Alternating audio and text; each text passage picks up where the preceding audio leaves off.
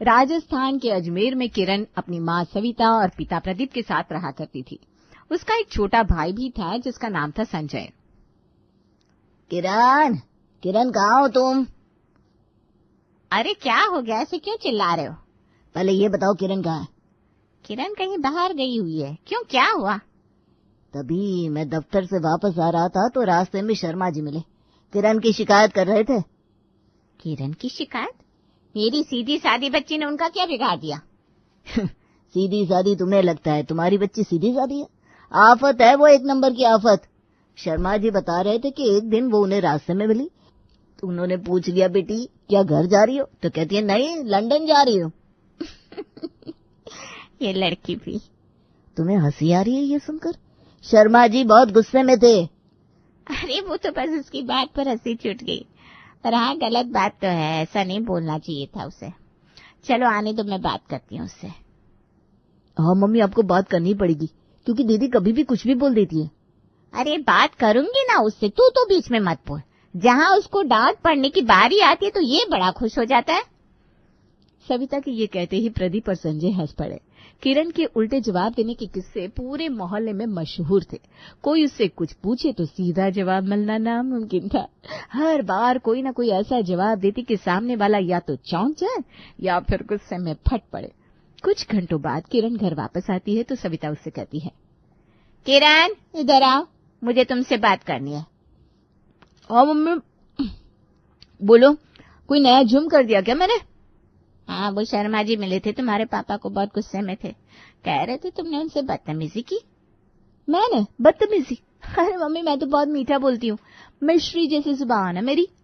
तो फिर जब शर्मा जी ने पूछा बेटी घर जा रही हो तो तुमने लंदन जा रही हो ऐसा क्यों कहा? तो क्या गलत कहा मैंने मम्मी? जरा सोचो, मैं गली में अपने घर की तरफ जा रही थी तो घर ही जाऊंगी ना। अब ये कौन सा सवाल हुआ, घर जा रही हो? अरे भाई चांद पर तो नहीं जा रही थी ना। मुझे अजीब लगा तो मैंने मजाक में कह दिया, नहीं लंदन जा रही हूँ। हाँ ये भी सही है, फिर भी ध्यान रखा कर बेटा। प्रदीप जो चुपचाप खड़े थे सिर पीट लेते हैं। संजय भी हैरानी से अपनी बहन को घूर रहा था। ऐसे ही अगले दिन किरण बाथरूम में जाने के लिए अपने कपड़े, तौलिया और शैम्पू उठाती है। संजय पास से गुजरते हुए देखता है और पूछ लेता है, दीदी नहाने जा रही हो क्या? नहीं नहीं, हड़प्पा की खुदाई करने जा रही हूँ। चलो तुम भी आ जाओ, शायद कोई प्राचीन खजाना मिल जाए। दीदी सीधा जवाब नहीं दे सकती क्या? अरे अब मैं क्या तौलिया, कपड़े और शैम्पू लेकर भारत पाकिस्तान की सीमा पर तैनाती के लिए जा रही हूँ? साफ दिख रहा है कि नहाने जा रही हूँ, फिर ये पूछने की जरूरत क्या है? तुम ना हमेशा उल्टा जवाब देती क्यों? तो फिर तुम भी सीधा सवाल क्यों नहीं पूछते? अंधे हो क्या जो ऐसे सवाल करते हो? दोनों में झगड़ा होने लगता है। सविता और प्रदीप बीच बचाव करने आते हैं। बस बस, अब और झगड़ा नहीं। किरण तेरा ये जवाब देने का तरीका कभी नहीं बदलेगा क्या? मम्मी मैं तो बस सच बोलती हूँ। ये हड़प्पा की खुदाई करने जा रही हूँ ये सच है? ज्यादा बदतमीजी मत किया कर, वरना तुझसे कोई शादी नहीं करेगा। अब शादी की चिंता ना करो, वो तो हो जाएगी, लेकिन इससे समझा दो, मुझे टोका ना करे। हाँ। अगले दिन सुबह किरण किचन में चाय बना रही थी। प्रदीप अंदर आते हैं और देखते हैं कि वो पतीले में चाय पत्ती डाल रही है। बेटा चाय बना रही हो? नहीं पापा, मैं तो अभी मैथ्स का होमवर्क कर रही हूँ। ये देखिए, ये चाय पत्ती नहीं, एक्स और वाई के वेरिएबल है, जरा इक्वेशन सॉल्व कर दीजिए ना। अरे भगवान, नालायक लड़की। तभी सविता अंदर आती है। क्या हो रहा है यहाँ? कुछ नहीं मम्मी, बस हम लोग किचन में पार्टी कर रहे हैं, आइए आप भी हिस्सा लीजिए। सविता और प्रदीप दोनों हक्के बक्के रह जाते हैं, फिर गुस्से में किरण की क्लास लगा देते हैं। अब बस, ये तेरे उल्टे जवाब की आदत शादी के बाद तेरे ससुराल में तुझे भारी पड़ेगी। अच्छा मम्मी, फिर तो मेरे ससुराल वालों की किस्मत अच्छी होगी क्योंकि मैं उनका घर का मनोरंजन बन जाऊंगी ना। ज्यादा बकवास ना कर, तुझे इतनी भी तमीज नहीं कि अपने माँ बाप से कैसे बात करनी चाहिए। हम तो तेरी सुन भी ले रहे हैं, अब पर अगर सास के सामने ऐसे बोलेगी तो वो एक दिन में बाहर निकाल देगी। तो मुझे थोड़ी समझदार सास ढूंढनी पड़ेगी। किरण कभी भी किसी भी बात को सीरियसली लेती नहीं थी और यूं ही मजाक में टाल देती थी।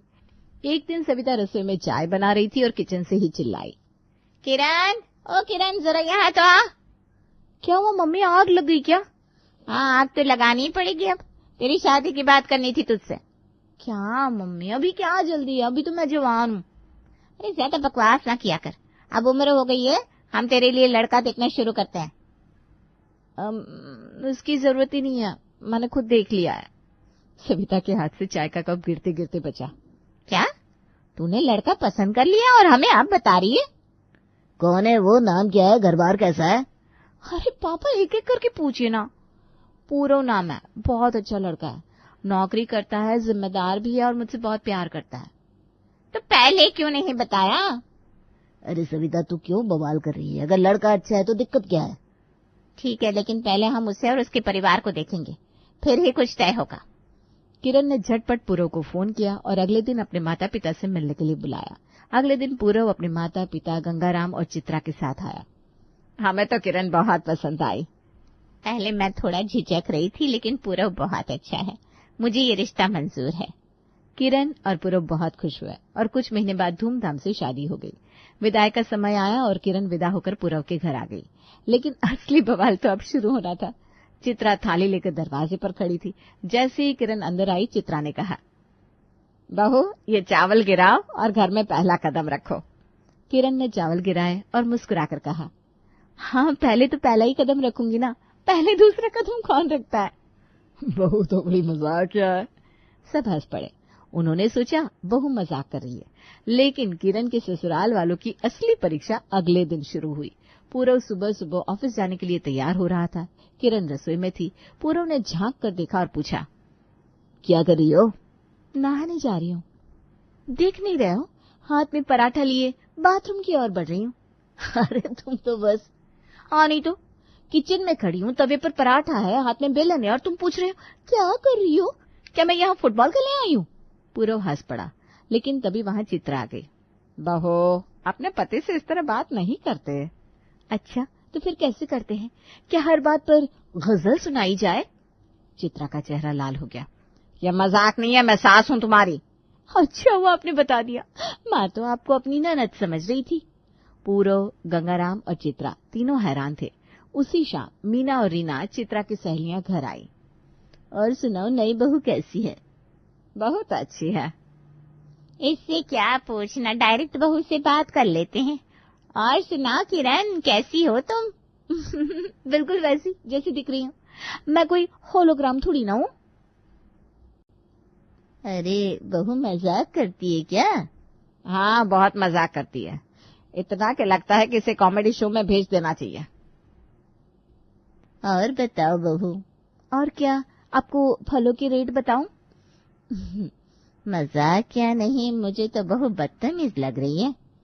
मैं क्या टॉयलेट हूँ जो आपको लग रही हूँ? ये सुनकर मीना और रीना दोनों गुस्से में खड़ी हो गई और नाराज होकर चली गई। कि क्या किया तुमने बहू? अरे मम्मी जी, फिर वही ऑब्वियस सवाल। आपने देखा तो मैंने क्या किया, फिर वही सवाल क्यों कर रही हैं आप? तुम्हें पता है मेहमान का नाराज होकर चले जाना कितना बड़ा अपशगुन है? नहीं मम्मी जी, मुझे तो नहीं पता कितना बड़ा है, अब बता दीजिए ना कितना बड़ा। अरे जाओ, तुमसे बात करना ही बेकार है। चित्रा नाराज होकर अपने कमरे में चली गई। कुछ दिन की बात है, किरण ने चित्रा से कहा, मम्मी जी आज मैं दादी की स्पेशल रेसिपी बनाऊंगी। अरे वाह, कौन सी? जादुई टेस्टी पराठे, जो एक बार खा ले वो उंगलियां चाटता रह जाए। अच्छा, तो मैं भी देखूंगी वो रेसिपी और मैं भी सीखूंगी। जी जरूर, आइए आइए। दोनों सास बहू किचन में पहुंचती हैं। किरण एक्साइटमेंट में पराठे बनाने की शुरुआत करती है। चित्रा ध्यान से देख रही थी। बेटा आटा गूंथ लिया? नहीं, आटा और मैं एक दूसरे को घूर रहे हैं, देख रहे हैं कौन पहले झपकी लेगा। अरे ठीक है, हाँ दिख गया मुझे कि आटा गूंथ चुकी हो। ये बताओ, इसमें नमक डाल दिया? नहीं ना मम्मी जी, सोचा था नमक की जगह शक्कर डाल दूंगी, मीठे पराठे बनाऊंगी। क्या उल झुलुल बोल रही हो?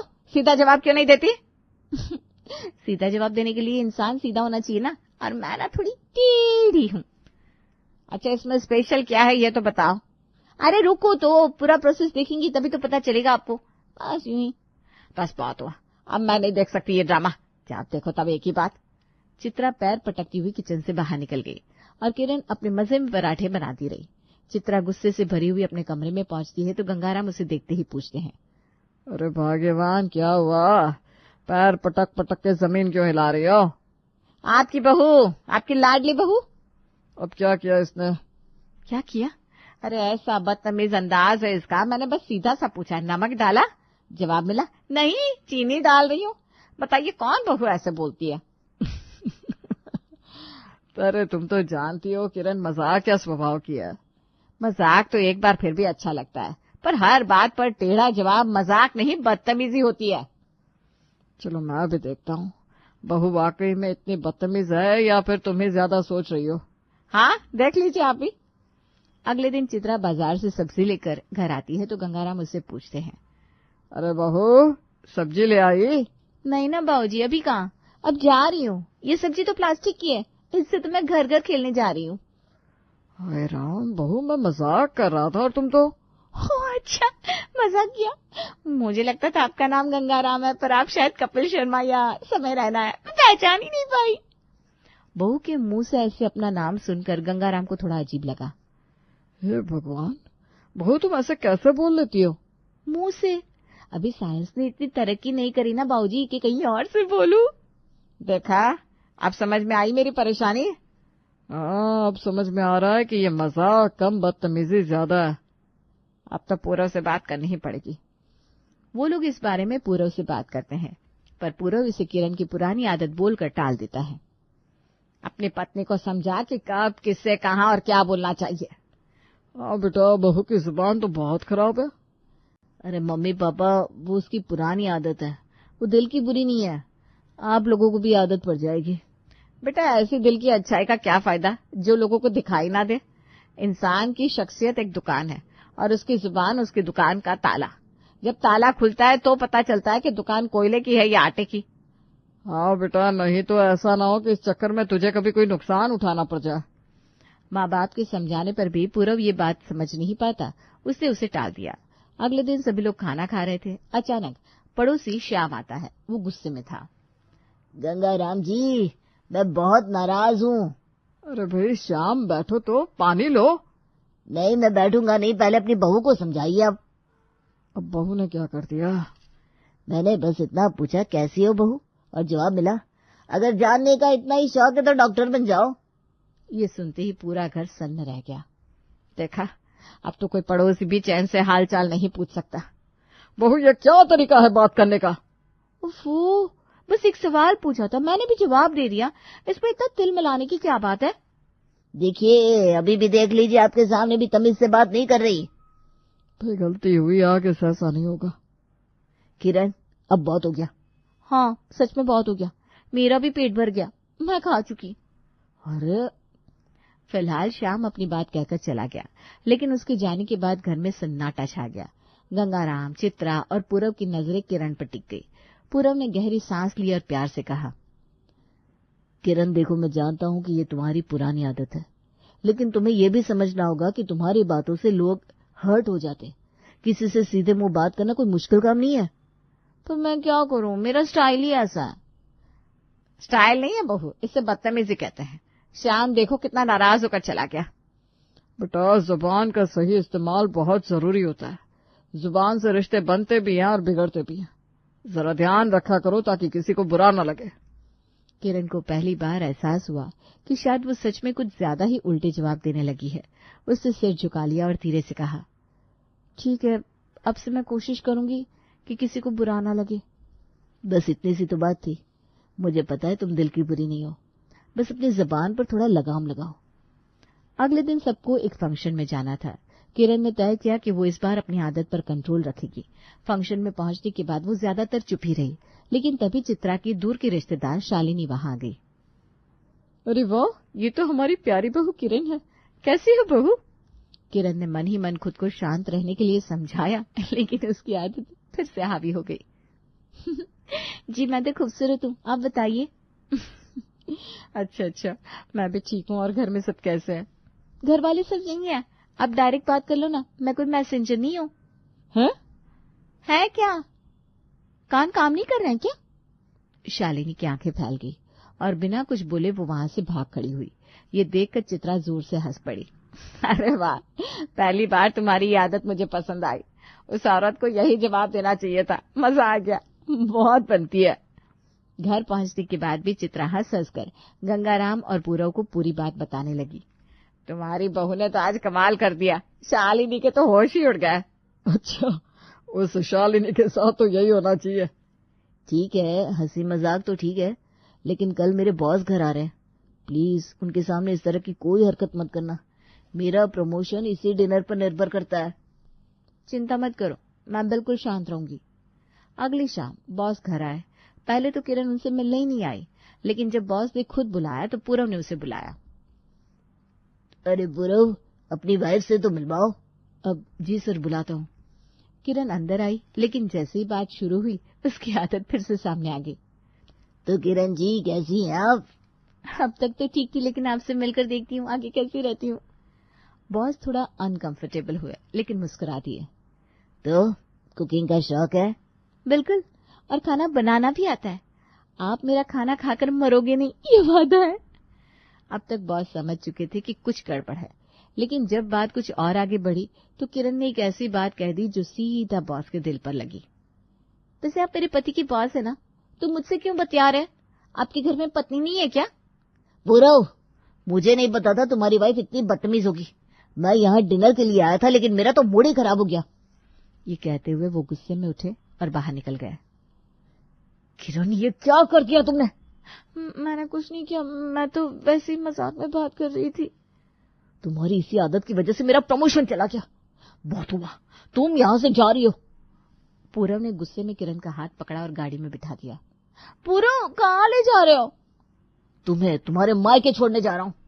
किरण सन्न रह गई। कुछ देर बाद वे किरण के मायके पहुंचे और पूरव ने कहा, जब तक तुम्हें बोलने की तमीज नहीं आ जाती तब तक तुम यही रहोगी। ये कहकर वो गाड़ी में बैठकर चला गया। किरण को समझ में आ गया कि अब पानी सिर से ऊपर जा चुका है। उसने अपनी सास को फोन किया। माँ जी, प्लीज पूरव को समझाइए, मैं आपसे अपनी जुबान पर पूरा कंट्रोल रखूंगी।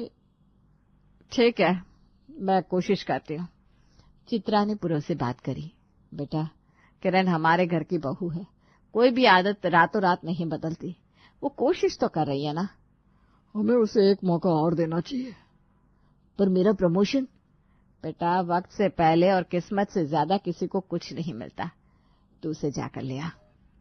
ठीक है, मैं उसे लेने जाऊंगा, लेकिन अगर फिर से उसने वही हरकत की तो इस बार सजा और बड़ी होगी। पूरव किरण को वापस लेने चला गया। मुझे समझ में आ गया कि जुबान कितनी अहम चीज होती है। इससे रिश्ते बन भी सकते और बिगड़ भी सकते। मैं अब से अपनी जुबान का सही इस्तेमाल करूंगी। चलो घर चलते हैं, लेकिन याद रखना अगली बार मैं अपनी जुबान से सिर्फ रिश्ते बनाऊंगी, बिगाड़ूंगी नहीं। वो लोग वापस आ गए। चित्रा और गंगाराम ने राहत की सांस ली। इस बार किरण सच में बदल चुकी थी। ये जुट जाती है और खुली आंखों से सपने देखना शुरू कर देती है। बहू आ जाएगी, फिर मैं बस आराम करूंगी। सुबह आराम से देर तक सोऊंगी, आराम से उठूंगी, कोई मुझे उठाने वाला नहीं होगा। तभी संजय आकर रूपा को हिलाता है। भगवान, खुली आंखों से सपने मत देखो। आप तो जल रहे हैं मुझसे। इस साल मैं अपने दोनों लाडलों की शादी करके ही रहूंगी। रूपा को अजय और विजय के लिए कविता और खुशबू पसंद आ जाती है और वो उनकी शादी करवा देती है। कुछ दिनों तक तो सब कुछ सही चलता है और रूपा को लगता है कि उसने जंग जीत ली है। लेकिन एक रोज कविता खुशबू से कहती है, मेरी तो नींद ही पूरी नहीं हो रही। रोज इतनी सुबह उठ जाती हूँ। खुशबू, कल से तुम उठकर दूध ले लेना और पूरे घर में झाड़ू भी लगा लेना। भाभी, मैं तो रोज जल्दी ही उठ रही हूँ। मैंने तो सोचा कि आपको कह दूंगी उठने को, मुझे भी तो आराम चाहिए ना। हाँ, तुमने तो गजब कर दिया। इतने दिनों से मैं ही तो दूध ले रही हूँ। अच्छा, तो झाड़ू कौन लगा रहा है वो नहीं दिखा आपको? मैं नहीं उठने वाली अब। किसी को कोई कदर ही नहीं है, भला मैं ही क्यों करूँ सब। अरे तुम छोटी हो मुझसे, इतना भी समझ नहीं है तुम्हें। जिठानी हूँ मैं तुम्हारी, देवरानी हूँ मैं आपकी। आप ही बड़ी बहन बनकर मेरी जगह उठ जाया करो। मैं चली। अगली सुबह रोज की तरह दूध वाला डोरबेल बजाता है, लेकिन दोनों कविता और खुशबू में से कोई भी दरवाजा नहीं खोलती। दूध वाला बैल पर बैल बजाता रह जाता है। आवाज से तंग आकर रूपा उठकर दूध लेती है और गुस्से में चिल्लाकर दोनों बहुओं से कहती है, एक मैं थी जिसने कभी अपनी सास को काम तक करने नहीं दिया, और एक मेरी दो महारानी बहुएं हैं जिनसे बिस्तर नहीं छूटता। अब से चाहे कोई मर भी जाए, मैं उठकर दूध नहीं लेने वाली। तुम दोनों अपना समझो कैसे कौन क्या करेगी। दोनों बहुएं चुपचाप सब सुन लेती है और कुछ नहीं कहती। फिर दोनों की दोनों अपने कमरे में जाकर सो जाती है। न घर की साफ सफाई करती है और न ही बाकी का कोई काम। अगले दिन फिर दूध वाला आता है और बेल बजाना शुरू कर देता है, लेकिन मजाल है कि दोनों में से कोई दरवाज़ा खोल दे। दोनों कविता और खुशबू अपनी नींद लेती रहती है और रूपा भी ठान लेती है कि वो भी नहीं उठेगी। घर की औरतें जब नहीं उठती तो आखिर में संजय उठकर दूध लेता है और अपने बेटों से कहता है, लगता है बाहर के साथ साथ घर भी हमें ही देखना होगा। लग तो मुझे भी यही रहा है। कल से घर गंदा पड़ा है और रात में भूखे ही सोना पड़ा। ये तीनों पता नहीं क्या चाहती है, ऐसा क्यों कर रही है। इनकी छोड़ दो, इनके हिसाब से चलेंगे तो घर में कोई काम नहीं होगा। हम तो भूख से ही मर जाएंगे। आज से दूध मैं ले लूँगा और फिर सब्जियां और फल लाने बाजार चला जाऊँगा। अजय तुम सुबह का झाड़ू पोछा कर लेना और विजय नाश्ता बना लेना। दोनों अजय और विजय संजय की बात में सहमति देते हैं और घर के कामों में जुट जाते हैं और काम में फंसने के कारण उनका ऑफिस छूट जाता है। अरे छोटे, आज की ऑफिस तो छूट गई और बर्तन धोना अभी भी बाकी है और ये लोग तो अभी तक नहीं उठ रहे। भैया मुझे तो लग रहा है कि हमारी ऑफिस अब रोज़ छूटने वाली है इनके चक्कर में। वैसे भी इतना थकने के बाद कौन ही ऑफिस में काम कर पाएगा। अजय, विजय और संजय दिन भर घर के कामों में लगे रहते हैं, लेकिन रूपा, कविता और खुशबू को ज़रा भी शर्म नहीं आती। वो तीनों आराम से उठती हैं और खा पी कर घूमने निकल जाती है। एक दूसरे से कंपटीशन करने के चक्कर में वो तीनों इतना नीचे गिर जाती है कि उन्हें खुद समझ में नहीं आता। कुछ दिनों तक यूं ही चलता है और एक दिन संजय दुखी होकर रूपा से कहता है, इस घर का सत्यानाश होने से अब कोई भी नहीं रोक सकता। बहुओं को आए हुए दिन ही कितने हुए हैं, लेकिन तुम्हें तो समझना चाहिए। तुम भी उनकी तरह कर रही हो। रहने दीजिए, आप ना बस मुझे ही गलत बता सकते हैं। कुछ दिनों तक काम पर न जाने से अजय और विजय दोनों की नौकरी छूट जाती है और संजय तो पहले से ही रिटायर हो चुके हैं। महीना बीत जाने के बाद अब घर में पैसे की किल्लत होने लगती है। मुझे 5,000 रुपये चाहिए, बहुत दिन हो गए पार्लर गए हुए। मेरे पास पैसे नहीं है, अब तो मेरी नौकरी भी चली गई है। क्या, नौकरी चली गई है? उधर खुशबू विजय से कहती है, कल मैं मायके जा रही हूँ, मुझे कुछ पैसे चाहिए। मेरे पास इस वक्त जहर खाने के लिए भी पैसा नहीं है। तुम्हारी हरकतों के कारण लगता है मैं किसी दिन रोड पर खड़ा मिलूंगा। नौकरी तो चली गई है, लगता है अब झाड़ू पोछा ही करना लिखा है उम्र भर। क्या सच में नौकरी चली गई? अगले दिन रोज की तरह सुबह डोरबेल नहीं बजता, क्योंकि दूध वाला पैसे ना मिलने पर दूध देना छोड़ देता है। डोरबेल ना बजने पर आज तीनों जल्दी उठ जाती है। उधर घर में एक दाना राशन ना होने के कारण संजय, अजय और विजय आपस में बातें करते हैं और रूपा, कविता और खुशबू ये सब सुन रही होती है। लगता है आज भूखे ही सोना पड़ेगा, घर में एक दाना राशन नहीं है। कोई अब हमें उधारी भी नहीं देगा। पहले का ही हमारा पैसा बाकी है तो भला कोई क्यों ही दे। संजय की आंखें भर आती है और वो कहता है, मैंने कभी ऐसा नहीं सोचा था कि ऐसा दिन भी देखना पड़ेगा। ये सब मेरे कारण हुआ है। ना मैं तुम दोनों की शादी की बात करता और ना ही ऐसी लड़कियां इस घर में आती। ये सुनकर तीनों को अपनी गलती का एहसास हो जाता है और रोते हुए रूपा, कविता और खुशबू कहती है, हमें माफ कर दीजिए, अब से हम जल्दी उठेंगे और घर का सारा काम भी करेंगे। लोग सही कहते हैं, जिस घर की औरतें बिगड़ जाए, खराब हो जाए, उस घर को कोई नहीं बचा सकता। आप दोनों नौकरी वापस ज्वाइन कीजिए, मैं और खुशबू घर संभाल लेंगी। इस बार किसी को शिकायत का मौका नहीं मिलेगा।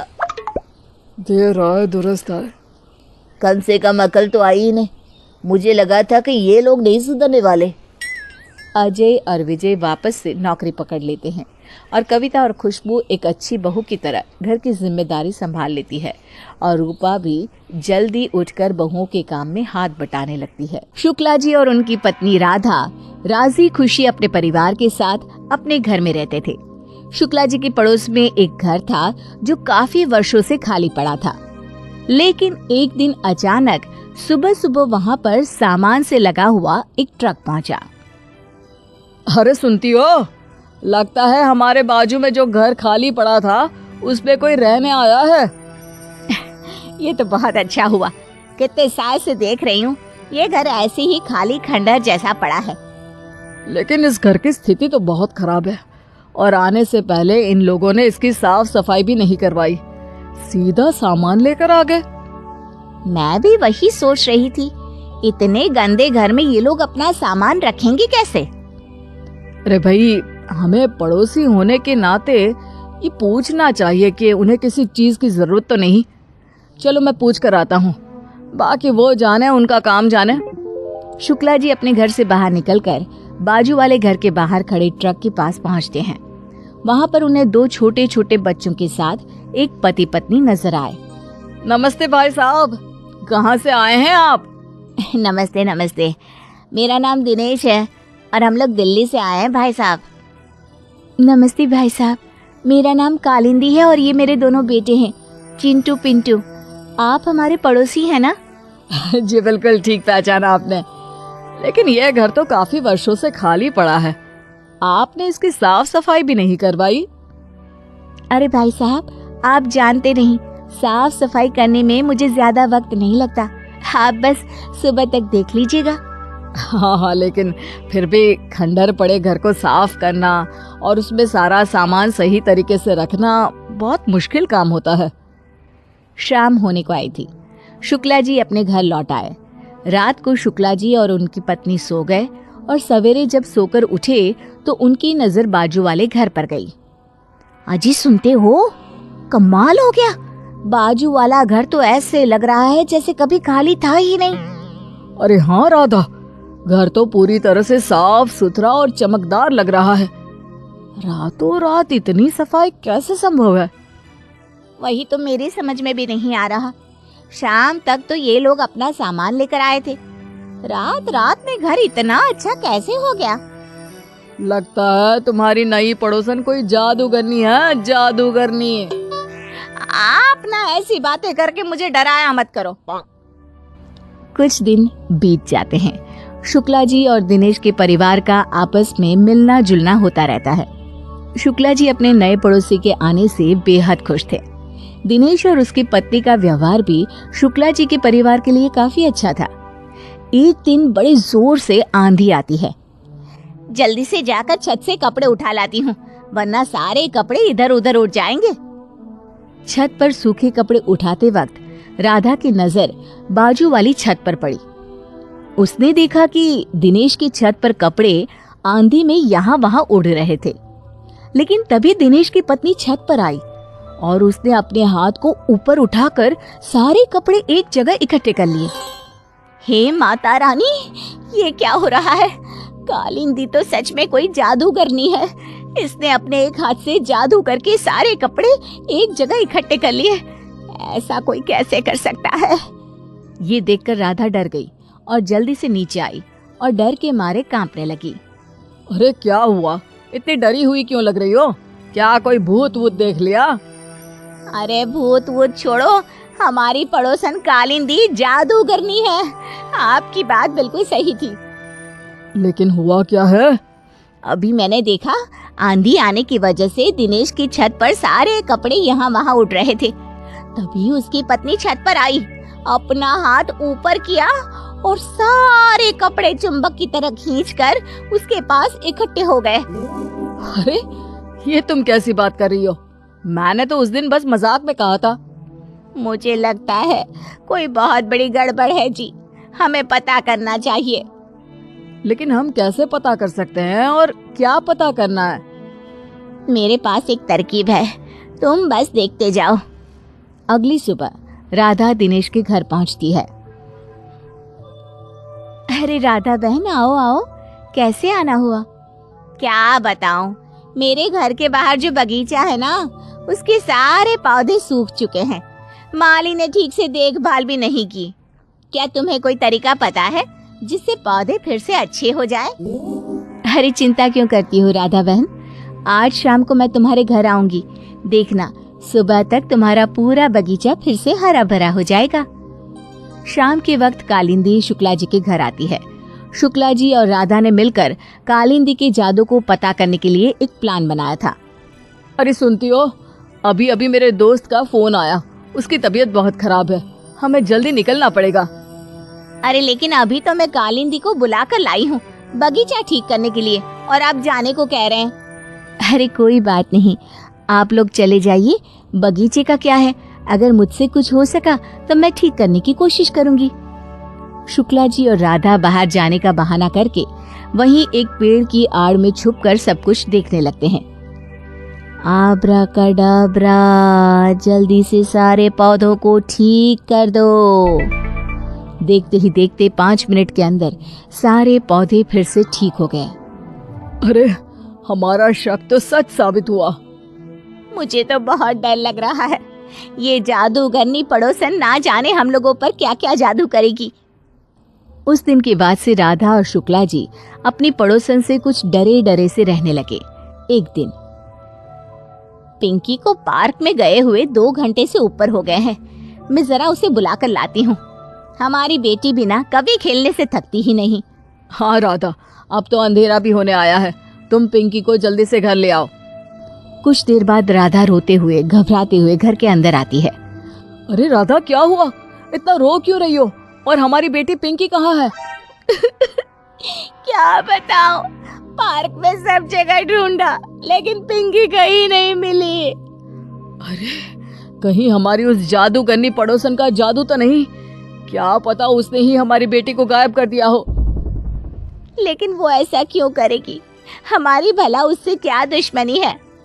पिछले कुछ समय से हमने उन लोगों से बात करना कम कर दिया था, हो सकता है इसी बात पर चिढ़कर उसने हमसे बदला लिया हो। आप मेरे साथ चलिए, हमें उसके घर चलना चाहिए। राधा और शुक्ला जी दोनों कालिंदी और दिनेश के घर पहुंचते हैं। अरे भाई साहब, बहन जी क्या हुआ, आप इतने परेशान क्यों लग रहे हैं? आपकी पत्नी को जल्दी बाहर बुलाओ, हमें पता है कि वो एक बहुत बड़ी जादूगरनी है। ठीक है भाई साहब, अगर आपको पता है तो कोई बात नहीं, हम आराम से बैठकर भी तो बात कर सकते हैं ना। कालिंदी ने मेरी बेटी को गायब कर दिया है, अभी कुछ देर पहले तुम्हारे चिंटू पिंटू के साथ पार्क में ही खेल रही थी। राधा बहन, ये तुम क्या कह रही हो? तुम मुझ पर इतना गंदा इल्जाम कैसे लगा सकती हो? अरे सब जानती हूँ मैंने कई बार तुम्हें जादू करते हुए देखा है, और इसीलिए हम लोगों ने तुमसे बात करना कम कर दिया था। उसी का बदला लिया है ना तुमने, बोलो। मैंने ऐसा कुछ नहीं किया, मेरी बात पर भरोसा कीजिए, पिंकी मेरी भी बेटी के बराबर है। अगर ऐसी बात है तो तुमने हमारी बेटी को गायब क्यों कर दिया? आज से पहले तो ऐसा कभी नहीं हुआ, वो तो हमेशा ही पार्क में खेलती है। कालिंदी ने अपनी आंखें बंद की और एक मंत्र का जाप करने लगी। ये देखकर शुक्ला जी और उनकी पत्नी राधा और ज्यादा डर गए। आंखें बंद करते ही कालिंदी ने कहा, आपकी बेटी आपके घर से 2 गली छोड़कर एक दुकान के बाहर खड़ी हुई है, आप वहां जाकर उसे ले आइए। शुक्ला जी और राधा दौड़कर कालिंदी की बताई हुई जगह पर पहुंचते हैं। उन्होंने देखा कि उनकी बेटी पिंकी वहीं पर खड़ी थी।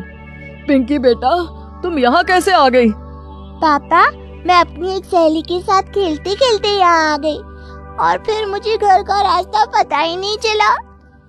शुक्ला जी और राधा वापस लौटकर कालिंदी के पास आते हैं। मुझे माफ कर दो कालिंदी बहन, मैंने तुम पर बेकार में ही शक किया। ये बात सच है कि मुझे जादू करना आता है, लेकिन मैं अपने जादू का कभी भी गलत उपयोग नहीं करती। एक बहुत बड़े साधु से मैंने जादू करना सीखा था, लेकिन मेरा जादू सिर्फ अच्छे कामों में ही काम आता है। शुक्ला जी और दिनेश का परिवार फिर से राजी खुशी एक दूसरे से मिलने लगी और उनके बीच के सारे गिले शिकवे दूर हो गए। ये भी शायद जादू ही था ना।